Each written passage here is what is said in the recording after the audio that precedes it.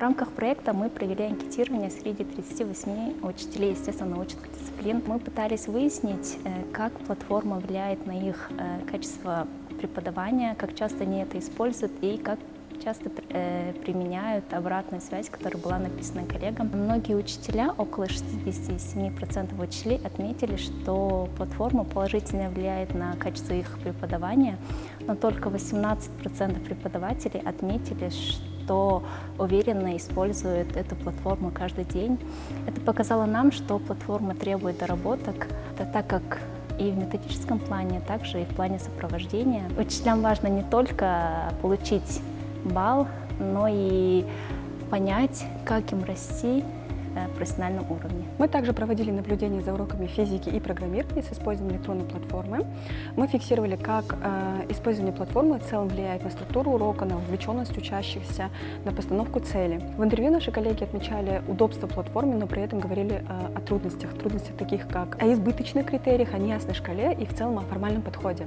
Практически все коллеги отмечали, самое ценное – это живая беседа после наблюдения урока.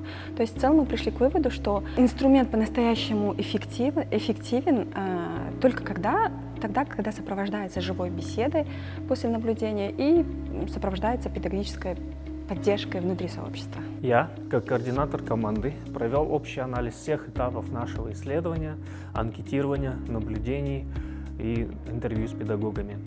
Мы увидели, что большинство учителей воспринимают платформу положительно и считают, что она способствует росту профессионального мастерства, однако используют ее нерегулярно, и в большинстве случаев рекомендации остаются нереализованными. Также обратили внимание на то, что некоторые коллеги воспринимают заполнение формы как формальность, особенно если отсутствует процесс живого обсуждения. В результате мы выработали конкретные рекомендации: снизить количество критериев, заменить числовую шкалу на описательную, добавить поле для комментариев и обязательно после каждого наблюдения проводить живое обсуждение.